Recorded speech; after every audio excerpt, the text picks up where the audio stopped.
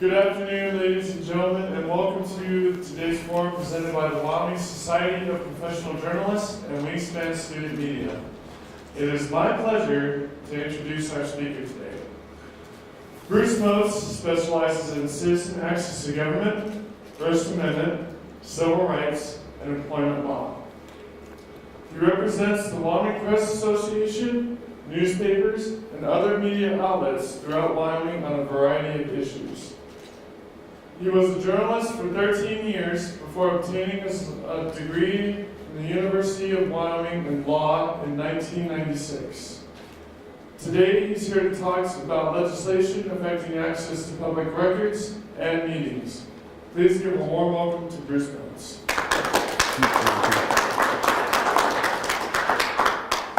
Thank you. I appreciate that introduction. And yeah, I am a journalist turned attorney. Some people have said I may need a warning tag on for that, but I'm happy to be here today. And as you said, we're going to be talking about some of the recent legislation. But in addition, really, we're not here talking about open records, open meetings.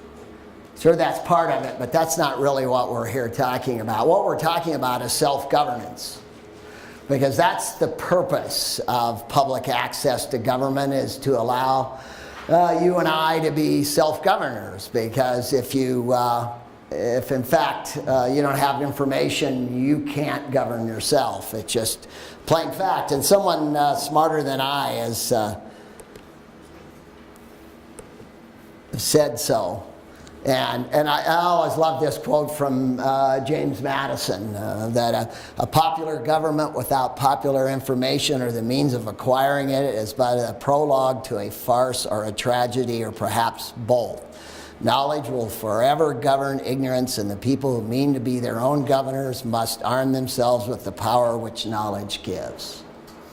And that's really why we're here today, is that particular time. Because if you don't know what government is up to, you don't know what your representatives are doing, really your ability to be a self-governor has very little meaning.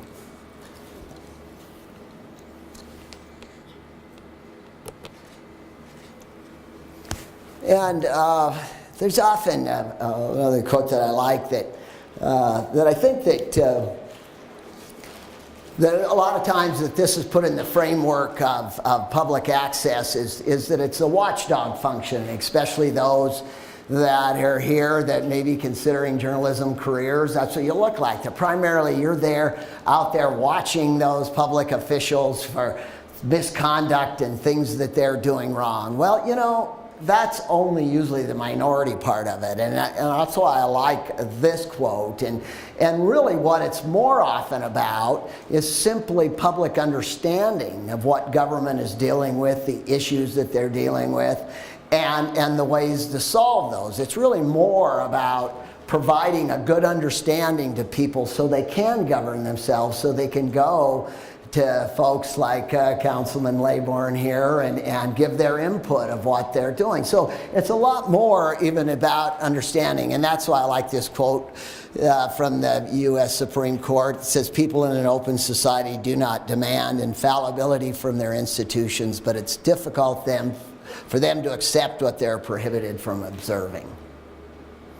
And I think that's a message that's often lost on many of the elected officials as we deal with public meetings and public records, is that in fact that really that often the secrecy and lack of knowledge, it leads to suspicion, feeds critics, feeds those who say government isn't out to help us. It feeds those. And so that's, again, I think that it's important that when we talk about public access, that this is what we're talking about.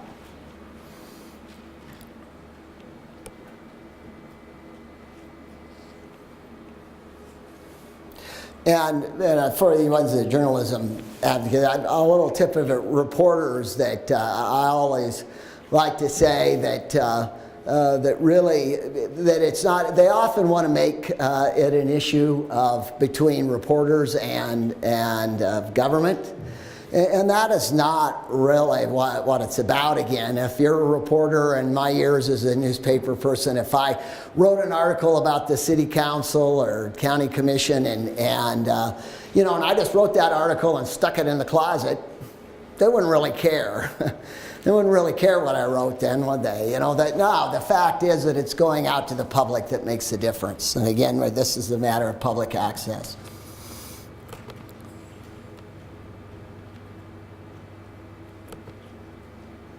Yeah, let me do this over. Let's do it. Yeah, when we're talking about public access, of course, we're talking about meetings, courts, and the one that isn't coming up here for some reason is, of course, records, which is primarily what we're going to be talking about today, because that's the legislation that was recently passed by the Wyoming legislature and signed, I believe, just last Friday by the governor. That makes some difference. But I wanted to look at and some recent changes to the public records definition. Now, this isn't the most recent action, but this happened a few years ago, and it's a very expansive definition. It's basically any information that government has either created themselves or received in some way. And it includes, of course, anything that's in electronic form as well as printed form. And if it's more and more now, most records are being kept in electronic form. And we'll get to that in a little bit because that's going to be an important issue. Now, originally, there was a deadline. There's an attempt to put a deadline into this statute because it's been a reoccurring problem, not only in Wyoming, but throughout the country, is that often that either when media wants some information out of government or citizens do, because it usually means there's some issue going on. And if you get that information 2 months from now, you get it even sometimes 2 weeks from now, it's too late to enter into that particular issue. So the deadline has been very important. But what we found across the country is if you set a deadline out there, what often happens is the information, especially when things maybe get sensitive, controversial, that they won't release it until the deadline. And so what it did was just allow a legal delay. So that's been really toyed with a lot. So there was an attempt, and this was followed after Colorado, to make that they had to, and this is still in the law, that they have 7 days to acknowledge that they got your receipt. Well, there was some additional language that ended up getting eliminated through the legislative process that was in Colorado that really talked about that it was more than just an acknowledgement, that in fact within the 7 days they were supposed to report, well, either get you the documents by that time or say, no, we can't, and why, and one is an estimated time that we could get those you could get those records. But we didn't have that. The language got messed up. So we ended up just getting then reports from different governmental entities. Yeah, I received your public records request. We're working on it. And as you notice, there's some language in here about you could go in if the applicant is not satisfied that there was good cause, but that was not really explained, so it wasn't really very well used. So different entities around the state were concerned about this, and they put in the 7-day deadline as the time that they had to provide the documents by, unless they gave you a reason, unless there was a good reason otherwise. Well, that met apparently a pretty big hue and cry by a lot of the agencies, some that received some extraordinarily large requests, especially from commercial providers. Now, these are the rare exception. These are the exception. These are not the main rules. But there was a lot of argument about how long, and that 7 days would just be too demanding, too taxing on governmental agencies, particularly state agencies, and even some rural fire departments like we have around here in Cheyenne are saying, oh, we can't do that. So it got moved to 30 days. So right now, under the new legislation, that they have up until 30 days, but they can even get longer if they say there are reasons that they need beyond 30 days. This to me is going to be a problem. Most of the public records requests that I have made over the time that have not been objected to and we haven't had to litigate have been provided within 30 days. So now I fear that we're going to have that phenomenon where it's going to be out 30 days, which is often too late for the issue that's hand. But what's important is that they did retain one aspect of the current law, and that is if the records are readily available, then they are to be provided immediately. And so I think that's an important part that's retained in the new law that says if they're readily available. So you need to ask and see if they're readily available or not, and try to push that point. So what do you do with this as a journalist, as a citizen who wants to go out and request information, and there's an issue going on that is going to go by if you don't get that information soon enough?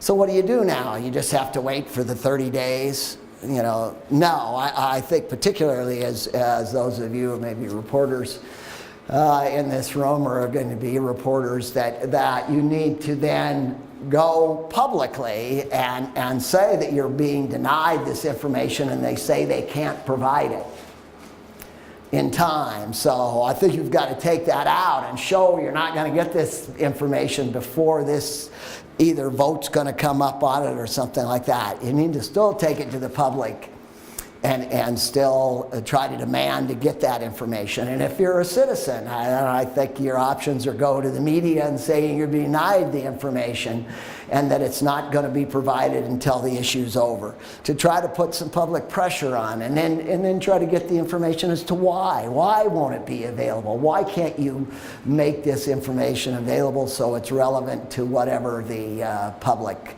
issue is at the time? And this goes back to what I think is one of the most important provisions in the Act, and that is that if you're denied access to a record, then you can ask for a written explanation of the denial. And that written explanation should include the authority. And that's a term that means, okay, where in the law does it say we can withhold this? That's one of the most valuable things, both for reporters and citizens, that I could think of, is demanding that explanation. Why can't the public know this information? And why can't they know it in time? As a journalist and now as an attorney, that's the most difficult question for elected officials to be able to answer. Why do you get to know it? Why can't everybody else know it? And so I urge you as either journalists or citizens to get that explanation, to make them make that explanation, and then publicize that explanation. I've urged now that we're in, I believe in, what I am seeing is a greater resistance to the release of government information than I have throughout my 20-year career there to do so. So I've urged reporters to report when they're denied information, when somebody won't answer a question, and ask why, and publicize that. You don't always have to, either as a reporter or a citizen, come to me and sue about something. I think the most effective tool that you have is to get that out in the public, that information's being denied about an issue that's before a governmental entity. I think that's your strongest, really, more so than me, because in the court cases, they go on for months usually, and the issue is usually all the way over. So we're really litigating for the future the most of the time when I go to court. But the public aspect is something that I believe is a really a strong tool, given the feedback I get from people about efforts to keep government open. So in this law now, we also have the 30 days. Now there's another aspect to this law that was just enacted, and that is that it creates an ombudsman, which there are in other states there. And the idea here is this, and it's going to wait to see how it fleshes out, but the idea is that you can then go to the ombudsman and get a quicker resolution from that person about whether, in fact, what should come out of this litigation, should it be released. Now it's not binding on the entity, so you may still have to go on to court. But again, if the ombudsman come out and says, hey, you should get this document and you should get it by this date, that's some pretty strong stuff, again, to be able to go to the public and say, hey, they're withholding information that's important to a topic and that you and I should be able to know, or at least, at the very least, they should be able to explain why not. Now, what I'm also worried about that having the ombudsman step there could be used, again, to kind of lengthen out when they respond. If somebody goes to the ombudsman and then you have to go to court afterwards and there. But right now, the statute allows you to go either way. You could take it into court immediately when you're denied, or you can go to the ombudsman. And then after the ombudsman ruling, you can then take it to court afterwards. So that could be a good tool, depending on how it's fleshed out, depending on how quickly the ombudsman will work, and how strong they will be.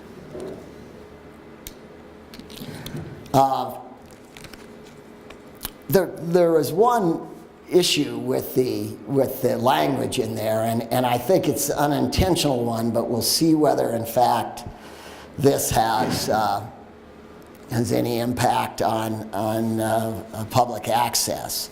And now it says, the portion says, any person aggrieved by the failure of a government entity to release records on the specified date mutually agreed upon.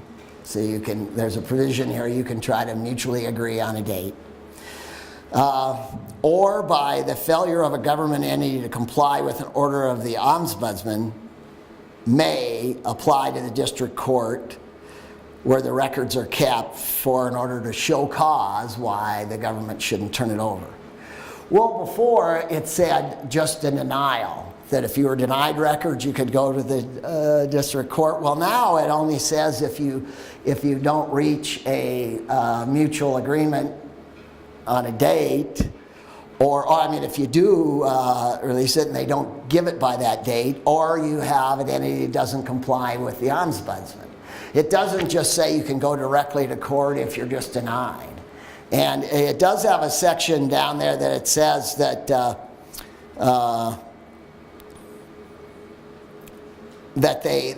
they can get an order to compel production of the record if applicable.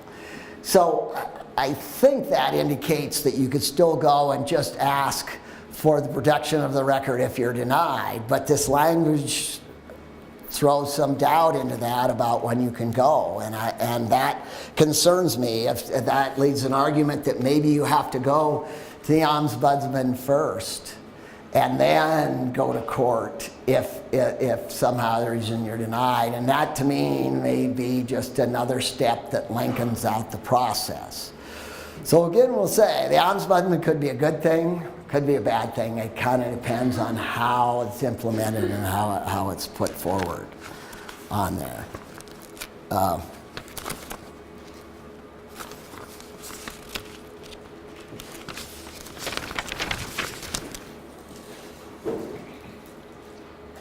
The other thing that this new legislation does is that it now, if you've ever dealt with the Federal Freedom of Information Act, all federal agencies have an FOI officer, and that's who you're supposedly go to be able to get the records that you want.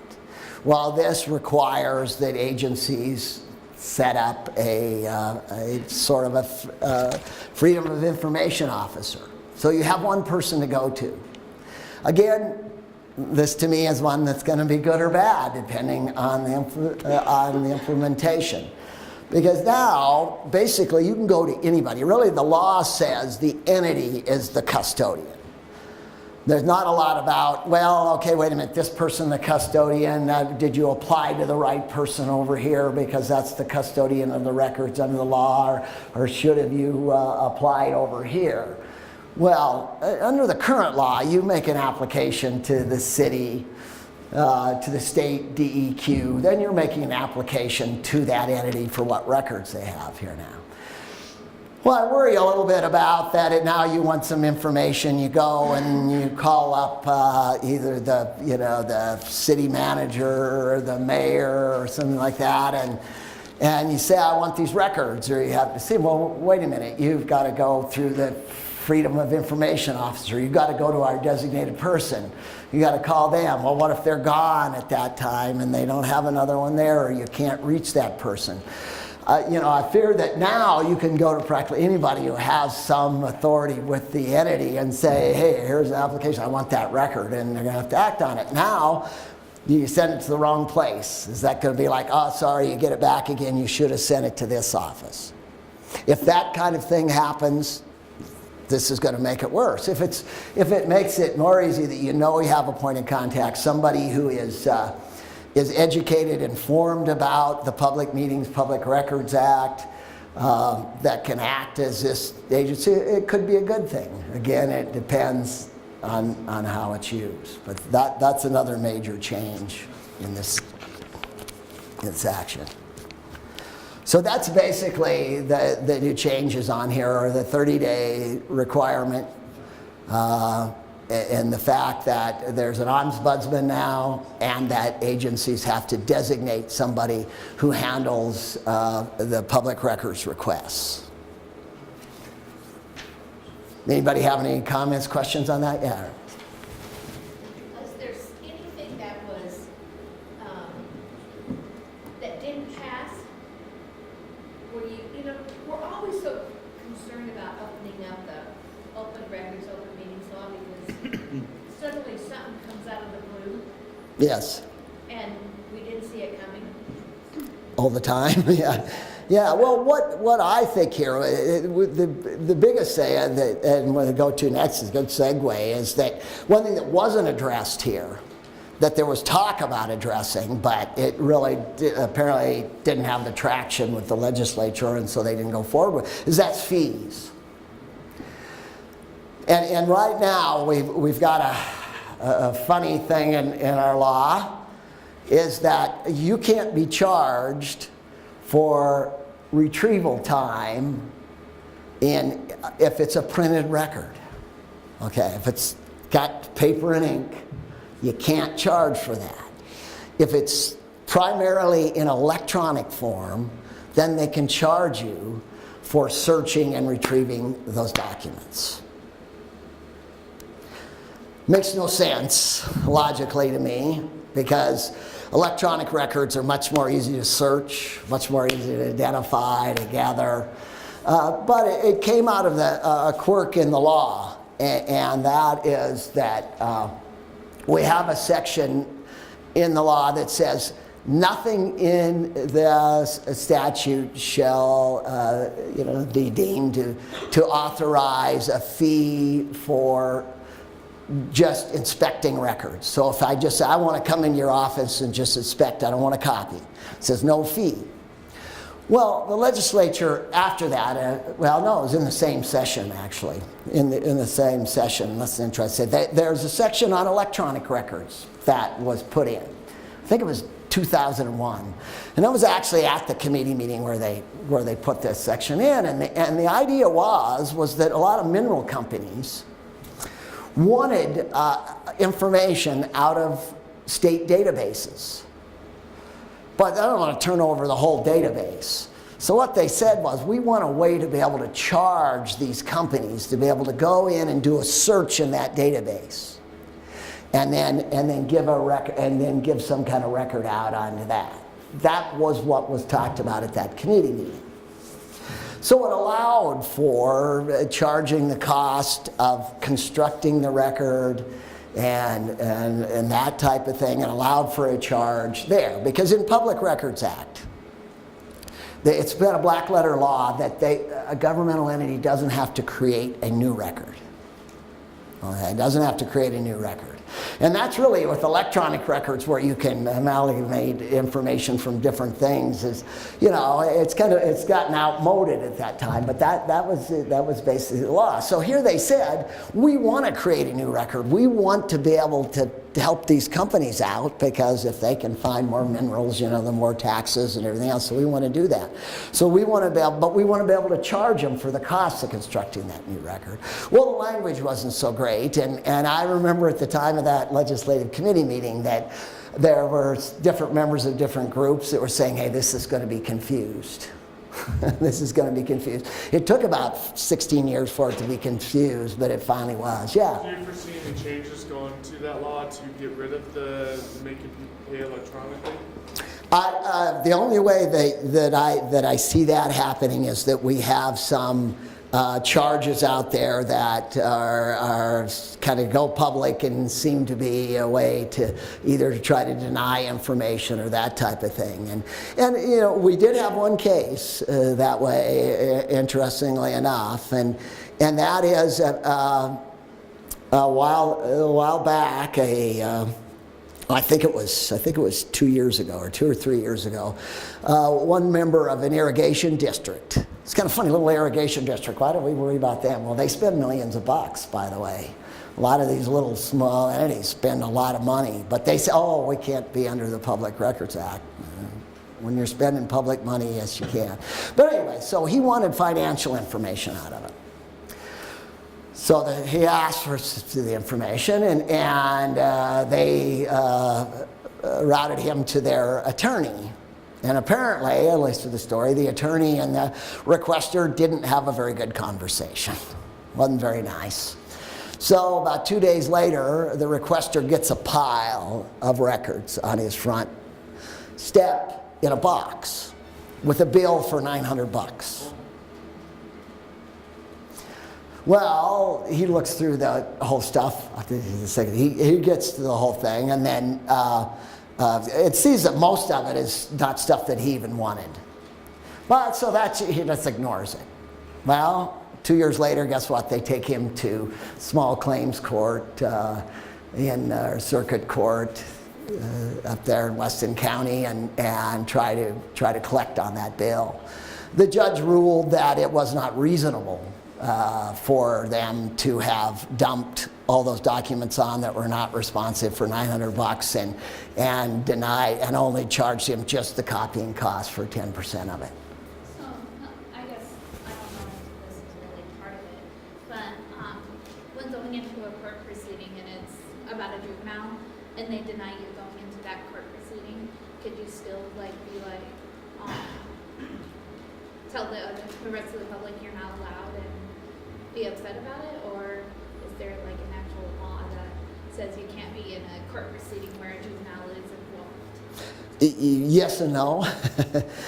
Yes, there is a law that says that any kind of any proceeding where a minor's involved that involves misconduct then is confidential. So police records on minors that are be confidential, but it then depends on what court they go into. So if you're in a juvenile court, you shouldn't even get inside the door. But if it's a minor charged in adult court, and this can even be municipal court. I mean, where you run into it as a journalist, as a minor in possession. Big party busted somewhere, and they arrested a minor in possession, and they'll charge them in municipal court, smallest court you get. That's still an adult court. You can get that information. So they can't tell you to leave out of something like that. Oh, this is a minor. Or if you're in circuit court, the next level up, that's the same thing. If juvenile court is only in district court, the district court judge can put on his juvenile court hat or his district court judge hat. If you've got a juvenile court, that's all confidential. You don't even usually learn about it unless you learn about it somewhere else. But if you've had some time where you're just in there and it happens to be a minor, you can still, you can stay in there. You should be able to. I mean, if the judge orders you out, it's the interesting thing for journalists. You know, can you say, no, I'm staying? I'm going to do it? No. You can't. The idea is to go challenge that order as unconstitutional. You can't just disobey it because of time. Otherwise, you know, they might tell you to get your toothbrush because you're going to spend the night in jail. But otherwise, yeah, so minors, and that's often confused. And also the other part that's often confused about that is that it has to do with minors' misconduct. It's interesting now, some newspapers, some media outlets are having trouble when maybe a child is injured in an automobile accident. They won't give the name because they say that's a minor. Well, there's nothing in the law that talks about that. It only talks about, well, if the minor was driving maybe and got charged in juvenile court, then you couldn't use the information. But if the minor is driving and is just charged with careless driving in a regular court, you can get that information.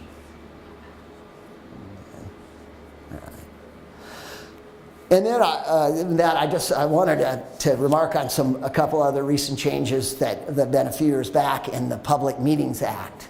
And one of those that's really very important for people to know and journalists to know and ties into the Public Records Act. And that is that now that if an entity holds a meeting through sequential communications, in order to avoid having a public meeting, that's a violation of the Act. Now, sequential communications, what would they be? Of course, emails, text messages. So if in fact you do a public records request for different entities' emails, you might want to look at to see whether there are in fact emails going between, not between, if there's two members of the county commissioner that are talking, that's not a meeting under the Wyoming Public Meetings Act. You have to have a quorum of the governing board, and they have to be discussing public business, basically. If they're all gathered at somebody's birthday party and just discussing the weather there and having a meeting. But in my opinion, if they go to the birthday party and then they all decide and there's a quorum there and they all say either implicitly or expressly, hey, we're having a meeting here, let's talk about public business, then they're having a meeting. But so you can have, and now, especially with text messages and the ease of instant communication, if you've got a quorum of the governing body communicating via email, then that could be a meeting. And basically, I would say the rule is, if it looks like a meeting, sounds like a meeting, and then it is, even if it's done over email. And I think that's one of the big issues. Now wait a minute. If a county commissioner writes an email to the rest of the commission and says, hey, this is some information I heard from a constituent, I think we ought to discuss that at our meeting, that's not a meeting. Because they didn't have that exchange of discussion. But if they're going back, hey, I heard this from my constituent, what do you think about it? And then the other people turn back in again and they're doing, and then somebody responds back to them. Does that sound like a discussion that would happen at a meeting? Then I think you've got an excellent argument that they've held a meeting through sequential communications. And certainly, if they ask for a decision, what do you hey, does everybody agree to this? We had it one time in Wyoming where actually somebody sent out an email asking for votes from the different members of the thing. That's only happened one time, but I think that's very important in today's day and age with technology, that if you're going to be covering a governmental entity or wondering about that, you need to ask for public records that go to communications between them to see if at least part of meetings are maybe being held in advance. Yeah. Does that get sticky at all if, say, the elected officials involved are using, say, private text messaging, private email versus, say, an official, county phone or an official government email? Good. And what's the best way to, do we just kind of do like a blanket request that says any communication on any forum in between these, different lawmakers? What's... Excellent question. It really is, because a lot of it now is maybe done on private email service, and that's still developing in the law. But basically the way it seems to be going to me is that it doesn't matter what forum it's what media it's used in, it's the content that drives it. Now, for instance, there was a case in Colorado where there was an affair between an assessor, I think, am I getting it right? Assessor and a subordinate. And they had some, I guess, about their love life. There was I don't remember, was it newspapers that went after it, you think? They were using government computers in their office. Yeah, and so, messaging back and forth about this. Well, the media asked for those, were they text? I don't know, instant messaging, whatever they were, or emails, I guess. And the court basically said, and then the argument was, hey, they're doing it on government time. They are using government computers, so that ought to be a public record. Well, the Colorado Supreme Court said no. said that was essentially a private communication. Now, I don't so much object to that determination as I do that whether it was really a matter of whether it was really private at that point. I think they became public when he began having that in the thing. I think that were in the realm. Because on the other hand, there are often, I'm sure probably, in private business and in public ones, you have employees doing private emails that they send out. Maybe to their wife or something. Yeah, hey, you got to take little Joey to, the doctor for his thing. That I don't want that. That's not a public record to me. So I do agree. I think that really, and I think is the way it's going to go, and the way I see it going is that if it deals with a public business, it doesn't matter whether it's on a private account or on a public account. So I think, in answer to your question, what I have been doing and just did not too long ago was ask for any email between governing board members and other ones that dealt with public business. And I asked for them, and so far, it's interesting. We've gotten them with some reluctance.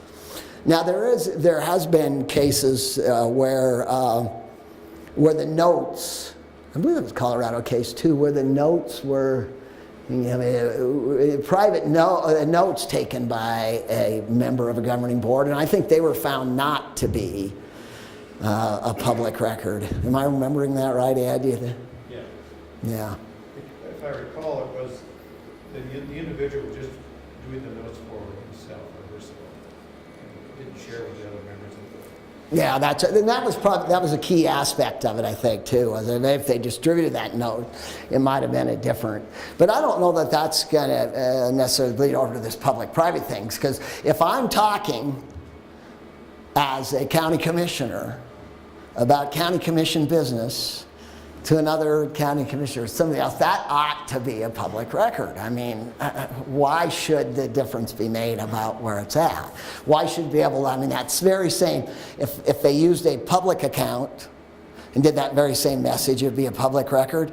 But if they use a private account and do the very same message to the very same people, it's not. And so I see the court kind of coming down on that content thing, and it goes both ways. If it's particularly just a private message done on public time on a public computer, probably not. But But that's an emerging sense. But that's where I'm asking for it now, because again, I'm going to go back to my theme of how does this look to the people that are representing. I mean, if you get that, you get a denial. Say, wait a minute, now I'm not going to give you, there are records out there, I have emails where I'm talking about public business to somebody else, but I'm not going to give it to you because it's on a private account. At least put that, if you're in journal, put that in your stories. At least put it in your story. Let people know that that kind of stuff is going on, because in my experience, people go like, wait a minute, well, that looks like they're just trying to hide it from me. And that's the worst message. So I've been doing that. Oh, let's see if there's any other highlights of the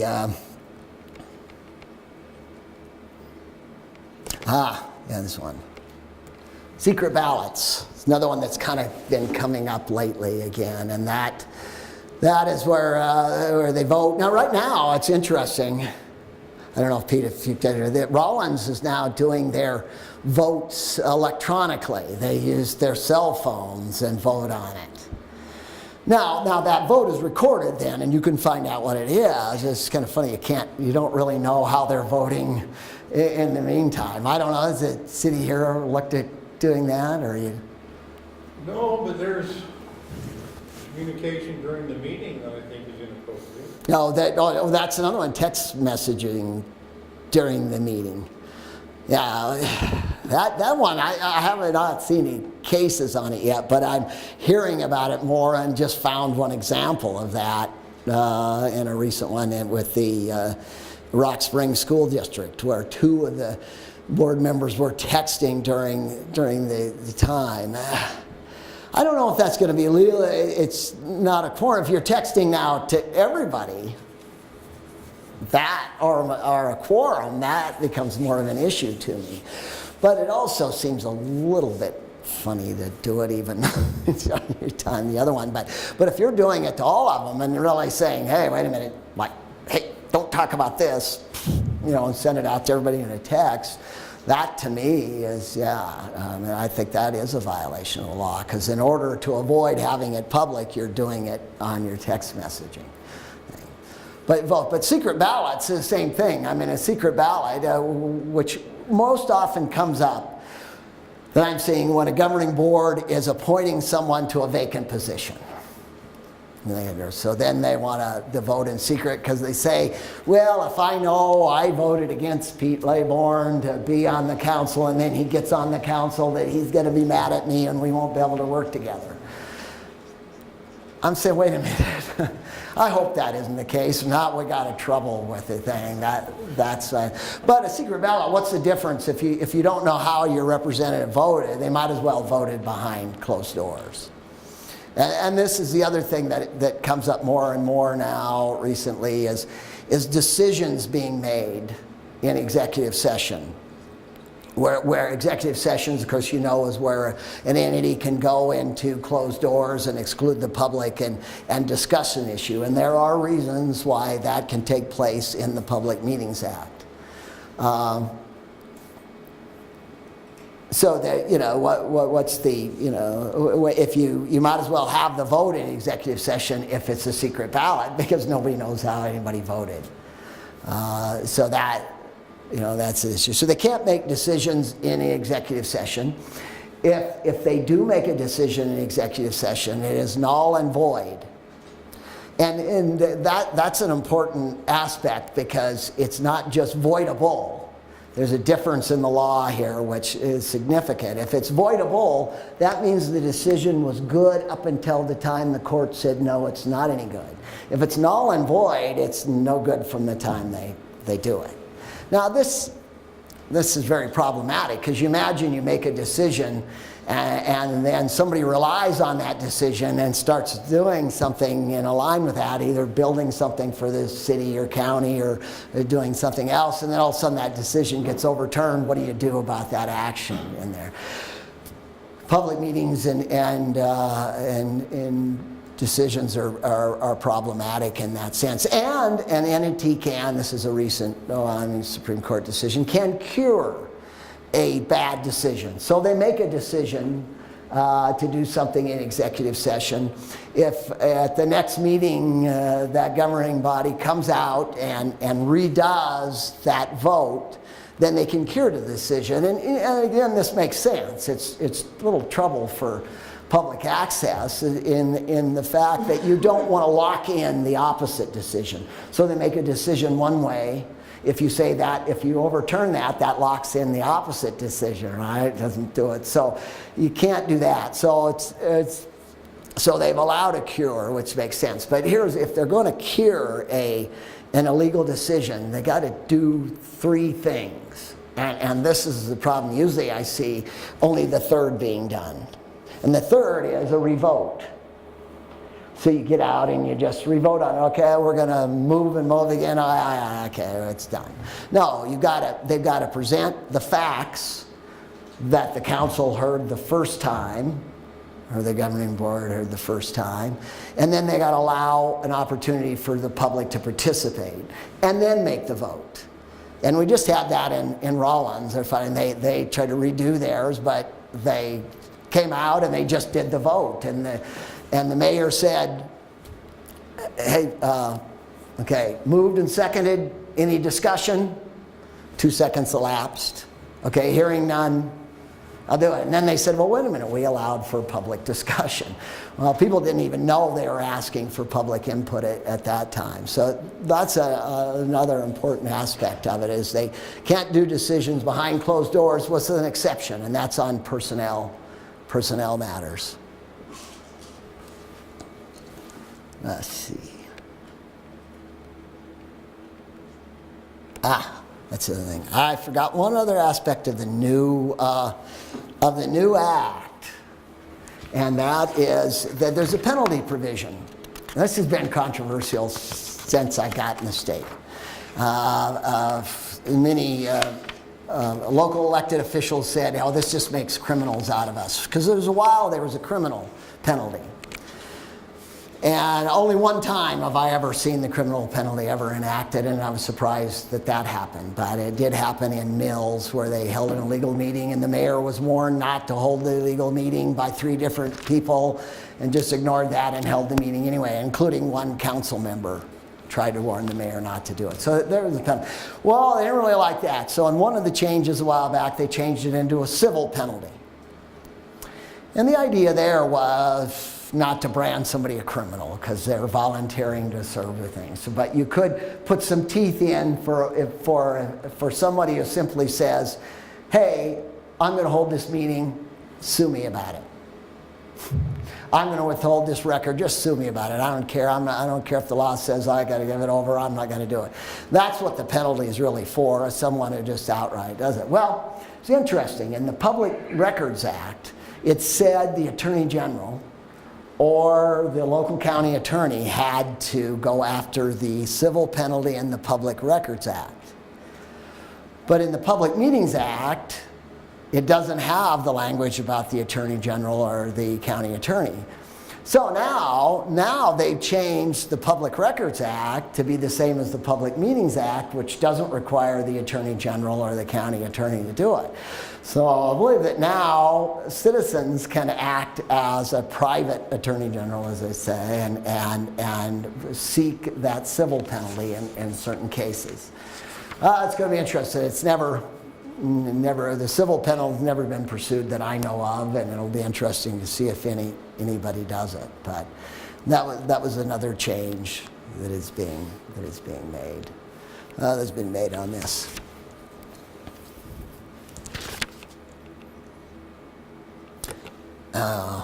Oh yes, got to talk about deliberative process privilege. Been around for a long time.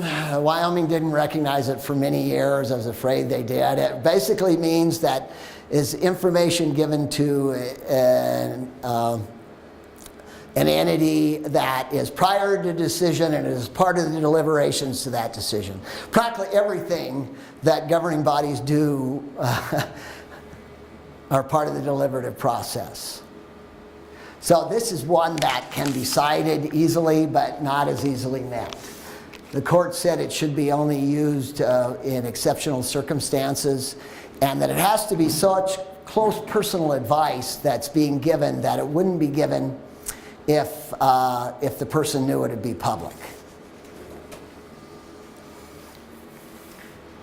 So that's, and so now we do have the deliberative process. And I see it appearing more and more now in different governmental aspects because it's so broad. But we haven't, since the court recognized it in the original case, we haven't had a second case to really to go in and determine that in fact, what kind of advice is really going to qualify for this. It's really meant for when the governor maybe want to say, hey, bring in an aide and say, hey, I want a legislator to sponsor a bill. Who do you think I should get? And so the aide says, well, wait a minute, Representative so-and-so, they don't have any influence. You don't want to do those. That type of thing. That what if they put it out that it may harm the process of government that's involved in that? It wasn't just meant for advice that someone may just give normally in the part of their government section. And right now, interestingly, we have the deliberative process privilege being used by the state DEQ to deny access to public comments that they made to the Wyoming BLM about different mineral licensing stuff. So they're saying, well, this was given to the BLM as part of their decision on what to do with with granting permits, and it's prior to that decision and meets the qualifications.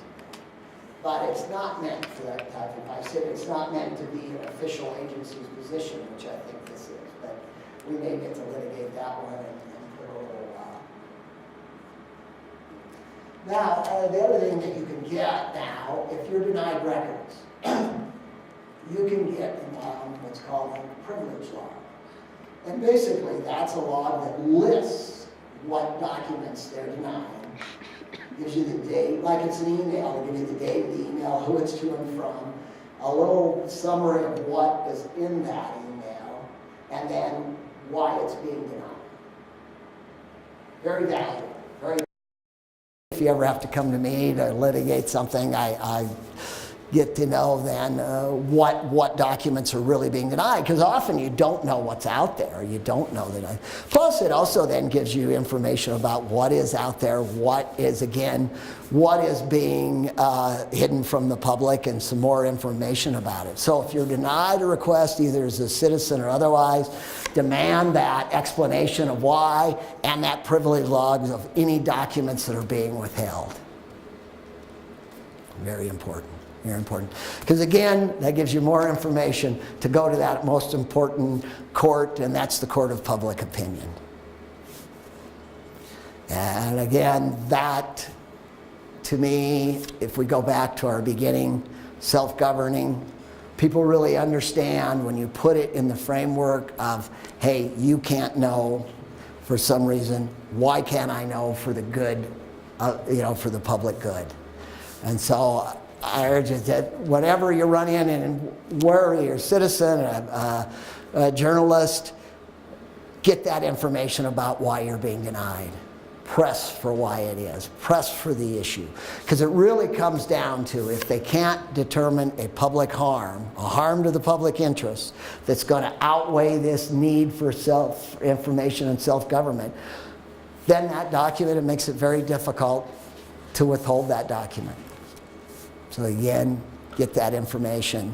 Get that information, get it out there to the public, and I think that's the best thing that can be done for public access. Thank you.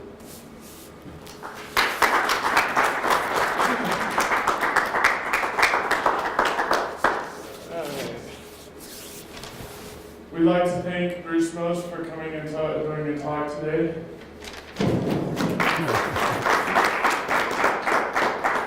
And thanks to everyone for coming.